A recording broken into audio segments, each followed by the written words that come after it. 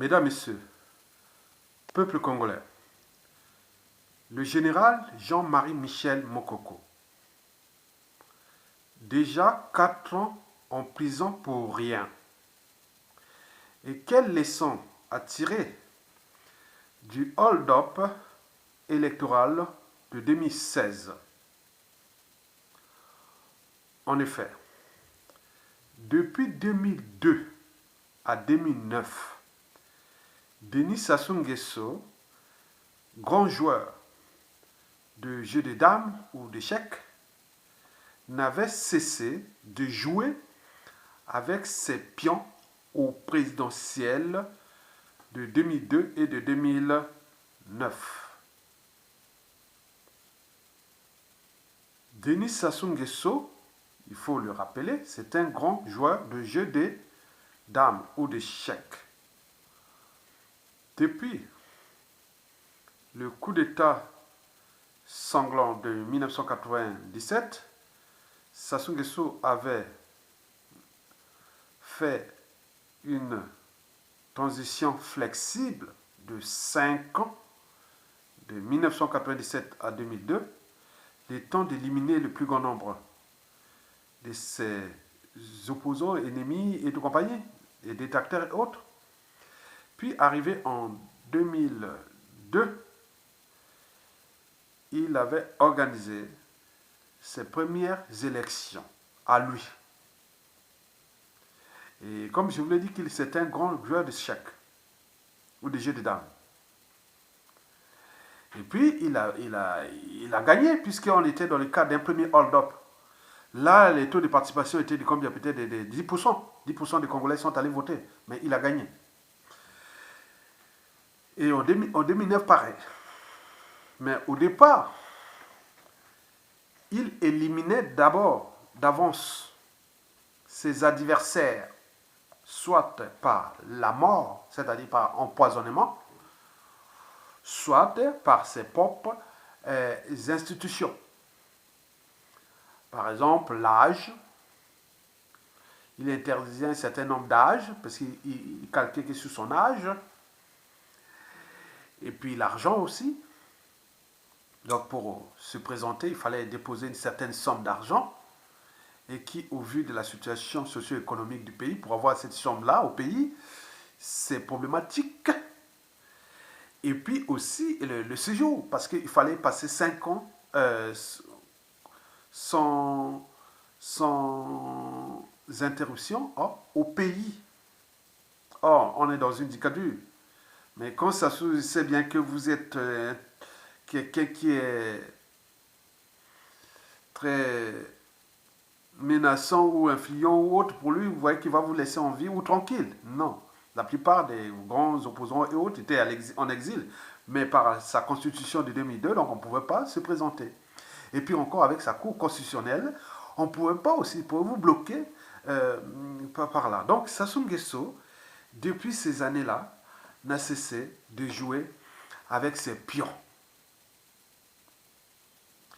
Et en 2016, il s'est retrouvé avec un grand joueur atypique, Jean-Marie Michel Mokoko, le général Jean-Marie Michel Mokoko. Donc, Denis Sassou Nguesso s'est sentant menacé qu'il était là en présence d'un autre grand joueur stratégique.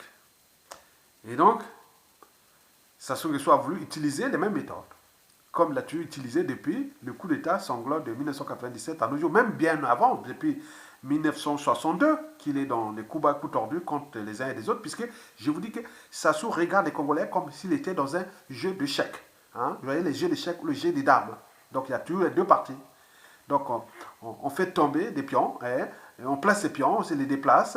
Oui, on peut damer un pion, on peut faire ça. Il joue à vous comme il joue là. Et c'est la raison pour laquelle je vous parlais que ça se fait tomber les uns et les autres comme des quilles dans un bowling. En réalité, on n'est pas dans un bowling, on est dans un jeu d'échecs avec Sassou, jeu de dames. Et donc, en 2016, s'est retrouvé avec Jean-Marie Michel Mokoko. Sassou se sentant en danger, et donc a voulu utiliser les mêmes méthodes. Déjà, Jean-Marie Michel Mokoko, venant de Bangui, il venait pour se présenter. Et c'est là qu'il se retrouve face à la première méthode de coup tordu de Sassou, c'est à l'éliminer. Donc la voiture le 9 février 2016 fut caillassée. Bon, il y a eu, il passé de justesse pour... Oui, donc c'est un avertissement. Que je suis ici au Congo chez moi. Le pays-là n'appartient pas aux Congolais, ça appartient à moi et mes partenaires économiques et ceux qui sont sous les ordres de moi. Donc le pays-là est privatisé. Donc tout ce qui est au Congo, c'est comme un dû, une dette morale de Azazou. Comme si ce pays, ce peuple congolais-là, qui existe depuis des milliers d'années, et qui se retrouve avec un pays qui est indépendant depuis bientôt 80 ans. Non, oui, aujourd'hui 60 ans, j'ai dit, pas encore 80 ans, 60 ans. Et donc tout ça, c'est comme lui. Donc c'est à lui, ça lui appartient. Dans sa tête, c'est comme ça. Et donc, il a voulu d'abord passer par les méthodes de coup tordu. Il a raté. Et il passe par l'autre méthode, c'est au niveau de ses institutions. C'est-à-dire, il est allé voir la Cour constitutionnelle. Hein, d'abord, il a vu est-ce qu'il avait de l'argent. Il savait bien que le général Mokoko était en mission des Nations Unies au Centrafrique. Il gagnait un peu d'argent. Et donc, il pouvait faire la caution. Donc, sur ce plan, ah non. Il passe sur la Cour constitutionnelle. Là, il a voulu bloquer. Et là, bizarrement, il fait passer. Déjà, celui qui était le président de la Cour constitutionnelle, c'était un membre de la tribu de Mokoko, c'est-à-dire les Makwa. Et donc, c'est une question influençant là-bas, en voyant la géopolitique aussi régionale et beaucoup de choses. Donc, il a dû dire non, non, non, non, non, non. J'attends après parce que si je commence là, je risque d'entraîner quelque chose déjà au sein de la région qui peut être contrôlable au niveau des ma géopolitique nord-sud. Donc, il s'est calmé, s'est énervé. Et donc, qu'est-ce qu'il a fait? Bon, bien, il a dit on va au jeu. Voilà. Donc, le jeu s'était passé le 20 mars 2016. Donc, en fait, déjà, avant le match, hein, avant le jeu, bon, Sassou avait ses supporters qui aujourd'hui sont clairement identifiés. Ils représentent 8% des supporters de la population de l'électorat. Et donc, ces supporters, la plupart sont des étrangers et beaucoup ont été payés pour aller les supporter. Or, en face, pendant cette période de campagne électorale présidentielle anticipée, Mokoko haranguait les foules. Haranguait des foules. Et ils ne payaient pas. Les gens couraient. Ça veut dire qu'il y avait une dynamique, Mokoko, du nord au sud, de l'est à l'ouest, partout. Et donc, Sassou s'est dit non, non, non, non, il risque quelque chose. Mais comme lui, c'est un spécialiste des coups tordus et coups bas, donc il s'est préparé déjà à son plan B. Mais Mokoko pensait au peuple. Il dit que je ne suis pas un putschiste, hein, général des armées, mais je ne suis pas un putschiste, je vais choisir la voie politique. Ce fut une erreur. On va vous expliquer pourquoi. Et donc, Denis Sassou Nguesso, avec ses supporters qu'il a payés, donc il voit que, oui, pour faire figuration, parce qu'il sait bien qu'il a déjà son plan caché, hein, il sait déjà qu'il n'a jamais gagné une élection au suffrage universel dans ce pays. Donc il est toujours passé par les hold-up électoraux ou soit par le putsch et tout ça. Voilà ça c'est méthode. Voilà, très bien. Et donc, bon, on va commencer à jouer le match. Le match de la présidentielle 2016 s'était passé le 20 mars 2016. Donc, mais Sassou était énervé. Mais or, quand vous jouez un jeu d'échecs ou de dames, il ne faut pas surtout s'énerver. Parce que l'énervement, c'est émotionnel. La colère dans un jeu ou l'énervement, tout ça, c'est émotionnel. Or, celui qui est calme, il est cognitif. Cognitif, ça veut dire que tu es lié à la raison, à l'intelligence, à la réflexion, au doute, au raisonnement, la conscience et tout compagnie. Or, l'énervement, la colère et tout, c'est ce qu'on appelle le subconscient. Et donc, c'est pas, on peut pas, voyez, un joueur qui commence à s'énerver ou quelqu'un qui commence à s'énerver, souvent, il ne réfléchit pas. C'est scientifique. Parce qu'au niveau cérébral, les circuits cérébraux qui gèrent les émotions et c'est-à-dire le subconscient et la conscience, c'est pas pareil. Ce qui gère les émotions et la raison, c'est pas pareil. C'est deux cerveaux distincts. Le premier est là, les émotions, et le plus gros, celui-là, c'est le raisonnement, l'intelligence et compagnie. Donc, calme. Donc, on arrive vers le jour là, et le match se passe. Maintenant, alors, quelles sont les leçons à tirer de ce hold-up de présidentiel de 2016? Bon, nous étions présents d'un jeu. Hein, je vous dis qu'on est dans un jeu, on était dans un jeu d'échecs où, oui, les présidentielles étaient comme un jeu d'échecs pour Sassou Nguesso. Et donc, il était en présence d'un autre joueur. Hein, lui, c'est un grand joueur de jeu d'échecs. Il était aussi en présence d'un joueur d'échecs qui connaît bien Sassou Nguesso. Et Sassou Nguesso aussi. Mutuellement, ils se connaissent, se respectent. Vous avez tout compris.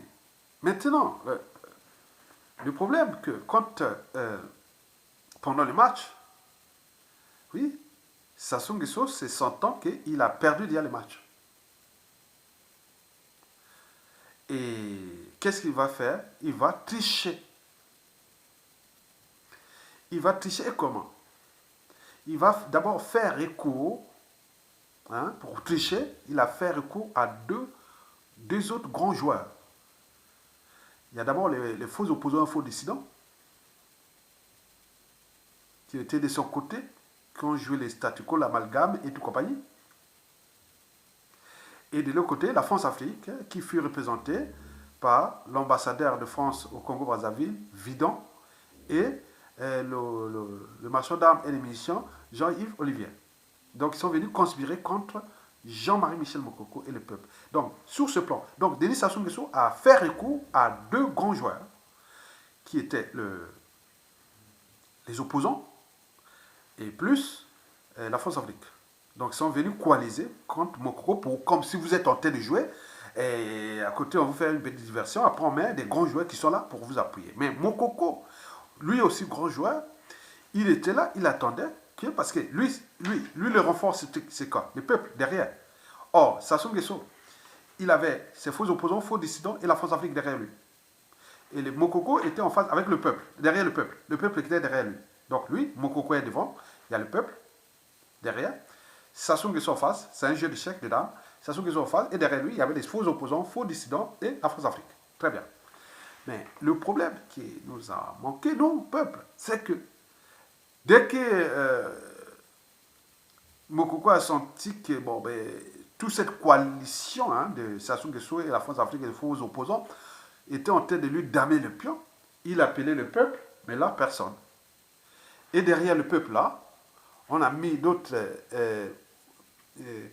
cadres intellectuels, civils, politiques et militaires pour casser. Il dit non, allez, appelez, allez, peuple, sinon va nous massacrer les nordistes, on ne va pas travailler pour les nordistes. Ou pour, donc ils ont tout semé, le climat de méfiance et de défiance autour du peuple. Et donc, la situation que nous aurons pu vivre, la situation par exemple en Bolivie ou en Algérie ou au Burkina Faso, ou le peuple dans la rue, et que voilà, l'opposition nous a roulé le peuple dans la farine et le mokoko. Mais il restait que le peuple devait redescendre, mais le peuple a écouté les faux opposants, faux dissidents et les intellectuels et autres pour créer la division nord-sud et créer les amalgames et autres, donc pour immobiliser le peuple. Et donc Mokoko isolé, donc il devient un pion isolé. Donc quand vous êtes dans un jeu de dames, ou jeu d'échecs, quand vous êtes déjà isolé, hein, vous êtes un pion isolé, bon, il devient fragile. Hein. Déjà, la coalition de Denis Sassou Nguesso, les faux opposants de la France-Afrique, avait déjà couronné beaucoup de pions de Mokoko aussi. Donc il fallait déplacer contre Mokoko comme il voulait. Aujourd'hui, on connaît les Bongo Ngoka, on connaît les doigts, donc ils sont passés comme ça. Donc vous avez tout compris. Donc c'est un jeu d'échecs, ce fut un jeu d'échecs. Donc Sassou Nguesso a eu la chance parce qu'il a eu la coalition des faux opposants, faux dissidents, plus la France-Afrique. Mais Mokoko espérait sur le peuple, mais là, il n'a pas pris ses responsabilités. D'où l'isolement de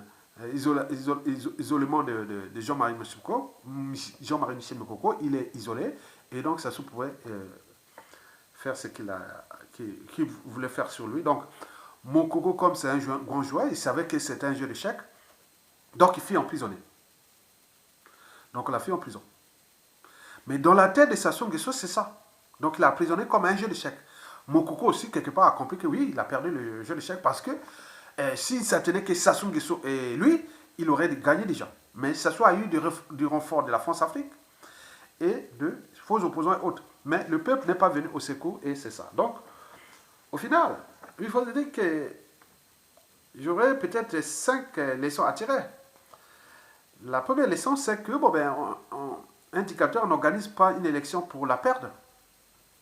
Et donc, quand vous allez à l'élection avec un dictateur atypique comme Sassou Nguesso, si vous n'êtes pas un pion, et donc c'est directement la case prison, ou à défaut éliminé. C'est-à-dire, lui, il est mis pour empoisonnement. Et donc, c'est ça le danger. Et deuxième leçon à tirer, c'est que Sassou dégage. Pour que Sassou dégage, n'est pas politique, mais plutôt militaire ou insurrectionnel. Sassou ne pourra que partir soit par une rébellion militaire ou un mouvement insurrectionnel, c'est-à-dire le peuple. Il y a d'un côté les armées, qu'on n'en a pas, donc c'est problématique. Le peuple, on ne pourra pas parce que c'est problématique au vu des conditions humaines et autres par rapport à un peuple qui a été laissé sans éducation, sans justice, sans sécurité, sans nourriture, sans soins et tout compagnie. Donc c'est un peuple, ça s'est attaqué à ce peuple. Il a démoli ce peuple, il a cassé l'âme du peuple congolais. Et donc, sur ce plan, c'est problématique pour que le peuple puisse prendre des réflexes, puisque d'autant plus que ce peuple est divisé. En nord, sud, est, ouest, il y a des colporteurs de la division, de la haine et autres, qui créent le climat de méfiance et de défiance, malgré la condition humaine qui est déjà catastrophique. Donc, si on se retrouve la situation du Soudan, de la Guinée équatoriale, de la Guinée qui, à un moment donné, s'est mobilisée, on ne sait pas où se trouve, mais l'Algérie a montré, la Bolivie, au Soudan... Au Soudan, on a vu aussi en Corée du Sud, on voit aussi à Hong Kong, ils continuent, ça c'est le peuple. C'est la lutte libère. Donc, mais là, nous, on s'est retrouvés dans cette situation-là qui est problématique pour ce peuple. Donc, Sassou Nguesso est là. D'où le statu quo, l'immobilisme et le pays qui est en train d'être détruit et qui est une poudrière, c'est visible, c'est une réalité. C'est un suicide. Donc on va se retrouver que rien, on va retrouver tout. Et donc la responsabilité reviendra par exemple, non seulement de 2015, ça peut encore aller plus loin. Et donc vous avez tout compris. Donc sur le plan là, sur le plan de Sassou dégage, je pense qu'il n'est pas politique. Il est insurrectionnel ou militaire. À défaut, peut-être avec les rapports de force ou les coalitions peuple et militaire, ils pourront être là, parce que de toute façon, on n'a plus de choix, puisque les conditions de vie vont être catastrophiques. Donc, à un moment donné, ils vont être dans les conditions où tout le monde va se retrouver et voilà. Donc, parce que là, on attend. Mais on est en train de détruire un pays pour sauver un individu qui est mortel comme nous, qui va partir. Et demain, vous allez retrouver dans des situations d'un pays qui sera une poudrière. Donc, ça, c'est visible. Ça, personne ne pourra le contester. Très bien. La troisième leçon à tirer, c'est que cette opposition politique, les décideurs et tout compagnie, je vous dis que c'est très dangereux. Très dangereux. Beaucoup dans les réseaux, on leur dit, oui, tout le monde le comprend maintenant. Depuis 2015, passant 2016 et autres, ils se sont laissés rouler de la famille les uns des autres. Et puis arrivant en 2016, et aujourd'hui ils sont toujours là. Mais il faut dire que c'est très dangereux. C'est très dangereux. D'autres disent même si, bien sûr, c'est une opposition préfabriquée par Sassou Nguesso. Mais en 2016, c'est eux qui allaient regrouper tout ce monde-là. Et le peuple et autres bloqué Sassou. Mais ils ont été du côté de Sassou, et d'où la situation, les conséquences qui sont d'actualité, où c'est un pays qui est surendetté pour rien, ruiné et détruit, qui est déjà une poudrière, et que Sassou Nguesso risque aussi de couler la CEMAC, la zone économique et monétaire d'Afrique centrale, parce que Sassou Nguesso a la moitié de la dette de la CEMAC, c'est les Congo-Brazzaville qui tirent, qui ont été noyés, non seulement son pays, Sassou Nguesso, mais également l'Afrique centrale. Donc vous voyez tout ça, c'est des conséquences. Quelle opposition qui va parler des projets économiques, des autres, alors que la réalité est là. Vous avez échoué depuis 2015 à nos jours. Vous avez roulé le peuple, vous avez fait ça. Il y a des moments où je vous dis qu'il y a la colère dans l'air, puisque du nord au sud et l'est à l'ouest, beaucoup ont perdu des vies, beaucoup ont été détruits à cause de ces gens-là. Maintenant, aujourd'hui, ils jouent les jeux d'éducateurs parce que c'est leur choix, c'est leur d'un cartouche, il faut aller là. Vous avez tout compris. Enfin, la quatrième et avant-dernière leçon à tirer, c'est que j'ai compris que ce peuple congolais, hein, c'est un peuple entraîné au devoir. Il est entraîné au devoir. Ou du coup, au devoir, aller faire ça, ils vont. Mais ce n'est pas un peuple qui a été aussi entraîné, conditionné à défendre ses droits. Déjà les droits civiques. Parce que ce qui s'est passé là, en 2016, c'était du caviar. Entre le 20 mars, c'était la proclamation des résultats, c'était en 4 avril, je ne sais pas, comme ça, 4 ou 3 ou 4 avril. Dès là, tout le peuple dans la rue à Brazzaville, si c'était un peuple, non, ils sont restés là, on les... Voilà, c'est atypique. Hein? Même pour le problème de l'eau potable, qui touche tout le monde, mais on fait la division nord-sud-est. Ah, c'est la faute des Blancs, c'est la faute des Noirs, c'est la faute des Arabes, c'est la faute de... C'est comme ça, comme c'est là-bas. Vous avez un problème de l'eau dans la ville, où les gens n'ont pas d'eau potable, on va jouer aux amalgames. Par exemple, dans la ville de Paris, il y a toutes les communautés. Hein. Noirs, arabes, blancs, asiatiques et autres.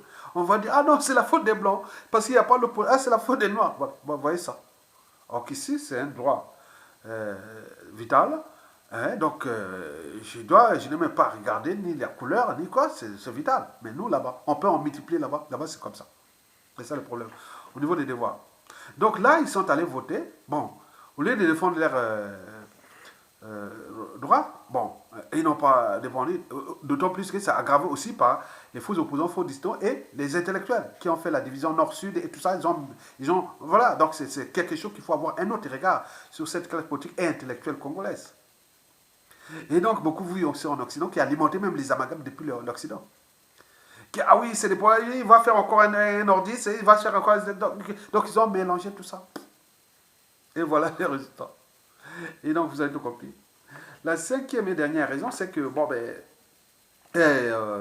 cinquième et dernière leçon à tirer, c'est que, bon, ben... Au vu de la situation, je vous dis qu'aucun parti politique, aucune officine politique, ni même un pouvoir, qui ne pourra réparer l'âme des Congolais ou réconcilier ce pays ou restaurer ce pays. Et pourquoi? Parce que déjà, nous avons, dans la classe politique, intellectuelle haute, pour les affaires politiques de ce pays, nous n'avions que 10% de confiance entre nous. Ce n'est pas bon pour un pays. 50% nous sommes en méfiance et 40% en défiance. Par rapport à ce qui s'est passé depuis déjà des années 60, ça nos jours continue. Et n'oublions pas 92 à 97 et de 97 à nos jours. Et donc il y a beaucoup de soucis. Donc pour ce faire, vous devez individuellement et collectivement commencer à repenser déjà ça se dégage sans le chaos. Mais s'il y a chaos, il est sûr et certain que nous allons être dans une situation incontrôlable. Déjà pour tout le monde, et aussi pour le clan, et pour beaucoup de choses. Parce qu'il y a trop de haine, rancune, règlement des comptes non traités, des contentieux historiques, il y a beaucoup d'opportunistes, il y a des agendas et plans cachés et tout ça. Mais les gens qui peuvent se transformer et dire, oh, ils sont ensemble, ben demain, ils sont être les bourreaux des anciens dignitaires là, et des Sassou et des Guessou et autres. Donc c'est dangereux, je vous dis sincèrement, surtout quand ils vont prendre les moyens de l'État à tout instant. Et d'autres, ils disent non, mais si on arrive dans le cas, on peut se retrouver dans la situation où il y a les Samien Do qui avaient mis tous ces mondes là au poteau et ils les a éliminés, comme la Révolution française, un peu comme ça. Donc il y a des gens qui ont cru de leur lit, ou quand il sera ce matin, ils pensent vraiment à faire quelque chose, c'est-à-dire raser tout cette arcaille là, quoi. Donc ils pensent comme ça, donc c'est dangereux la situation, d'où les statu quo et autres. Mais de toute façon, on va en finir par quelque chose qui sera imprévisible. D'où les appels à la base du consensus. Et ce consensus va entraîner une période de transition longue de 5 ans où nous allons mettre ensemble ce qui n'a pas marché. Ensemble dans une communion nationale autour des plus 10 priorités majeures que je vous ai souvent précitées.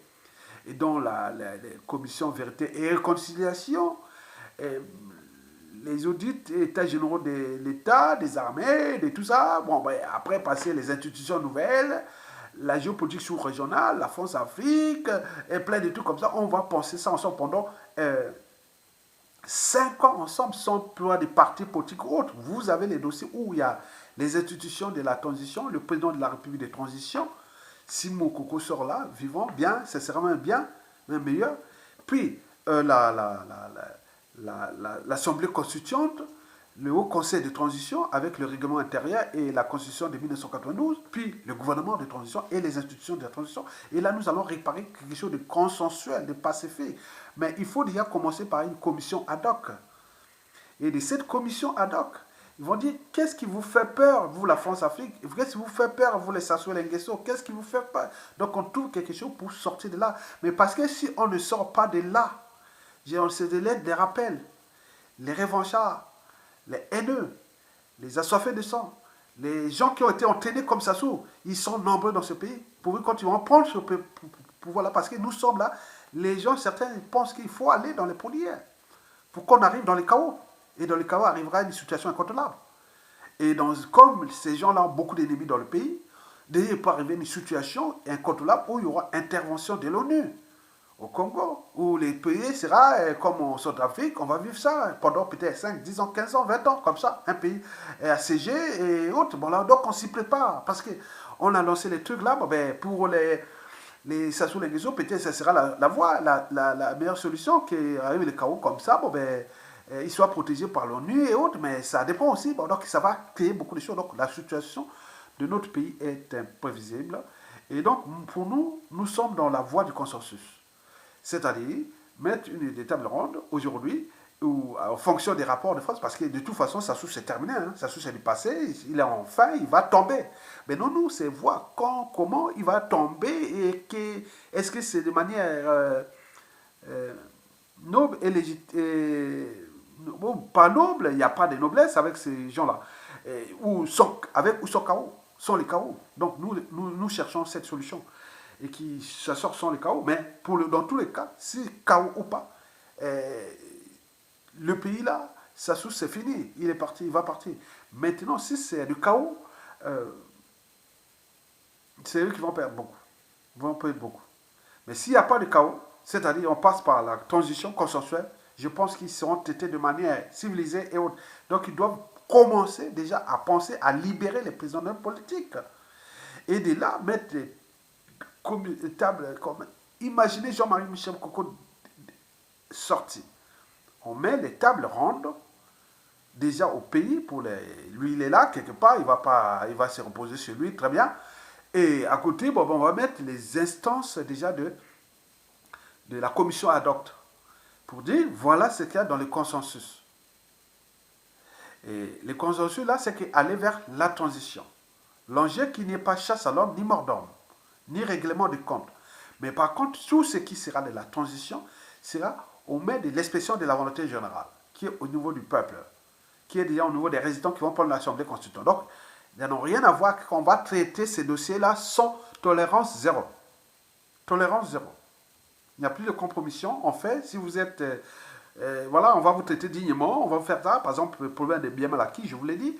Et ceux qui veulent les ramener ça, bon, c'est bien. Bon, ben, il n'y a plus de problème. Vous n'avez plus de problème, vous allez laver... ouais. Mais pour les crimes et autres, c'est... Voilà, donc il ne faut pas... On a fait des erreurs en 1991-92, on ne veut plus répéter ça. Donc pour ceux qui ont tué les gens, qui ont volé ce pays, qui ont fait ceci, qui cherchent, qui sont dans l'irresponsabilité, qu'on va leur faire des compromissions, c'est peine perdue. Donc nous voulons que c'est moi qui gérer ça de manière consensuelle et bien pour penser le Congo de demain. Parce que notre maison commune, le pays, hein, le bien commun, il est le nôtre. Vous pouvez aller partout dans le monde, on vous demandera d'où vous venez. Donc pourquoi vous détruisez votre pays? Donc vous devez prendre ça comme préalable de sauver tout de votre pays. Parce que le monde qui vient est incertain. Vous avez vos origines, vos terres là-bas, et autres, pourquoi les détruire? Donc, de cette réflexion, j'ai trouvé quand même que le hold-up électoral, finalement, a été quelque part une bonne chose. Parce que, si et seulement si on était passé à Moukoko directement, il aurait pu se retrouver dans la situation de Lissouba. Parce que tous ces profils toxiques c'est jaloux, c'est méchant. Et tous ces mondes ont été tous identifiés. Les pions, les autres, ils ont tous identifiés. Aujourd'hui, ils sont identifiés. Maintenant, comment aller faire une élection ou un pouvoir avec ces gens-là? C'est pas possible. Donc, il faut une transition où, au lieu de se tirer les coups bas et coups tordus, non, on va vous donner les dossiers. Maintenant, on va voir. Vous voulez travailler pour le pays. Maintenant, on va vous donner des grands dossiers. Voilà ça. On aura besoin de tout le monde, des grands dossiers qui touchent les devoirs des mémoires là, comme ça s'est passé en Afrique du Sud, Commission Vérité et Réconciliation. Les grands dossiers pour les biens mal acquis, les traits généraux de la nation, que ce soit l'éducation, la santé, les armées, la police, la justice, et tout, on va tout mettre tout sur plat pour donner des orientations demain. Et n'oublions pas les institutions nouvelles, il y a du boulot, puisque le Congo-Brazzaville risque de ne plus être appelé Congo-Brazzaville, même la capitale n'aura plus le même nom. Le centre-ville de Brazzaville là deviendra un arrondissement, par exemple Brazza City. Brazza City, le reste ce sera l'arrondissement comme ça, mais le nom de Brazzaville là va peut-être changer. Et le nom du Congo, mélanger tout ça. Donc il y a beaucoup de choses. Les régions semi-autonomes, le recensement général et beaucoup de... Donc il y a trop de boulot à faire pour ce pays. Vous avez tout compris, mesdames et messieurs. Peuple congolais. Donc, j'ai compris que Mokoko était un grand joueur et que c'est vraiment un digne fils du Congo. Et c'est des gens qu'on veut avoir dans les États, les nations et autres. En plus, c'est le 18 juin, l'appel du général de Gaulle de Londres, mais nous parlons aussi du général Mokoko. Et donc, vous voyez l'esprit de la résistance, il faut aller. Aucune injustice, oppression et barbarie n'est gagnée par l'athlétisme, la compromission. Non, elle n'est gagnée que par la résistance. Parce que face à l'injustice, l'oppression et la barbarie, le citoyen a trois vertus. La désobéissance, la résistance et la révolte. Voilà les trois vertus du citoyen. Mais quant à l'indigène ou l'esclave de la tyrannie, de l'oppression et de la barbarie, lui c'est l'obéissance, la soumission et le déshonneur. Donc nous voulons aujourd'hui honorer l'honneur du général Mokoko, un homme d'honneur. Ce n'est pas du côté du déshonneur, non, il est de l'homme d'honneur. Et vous avez tout compris. Vive le général et vive le peuple congolais et à bientôt. Merci beaucoup.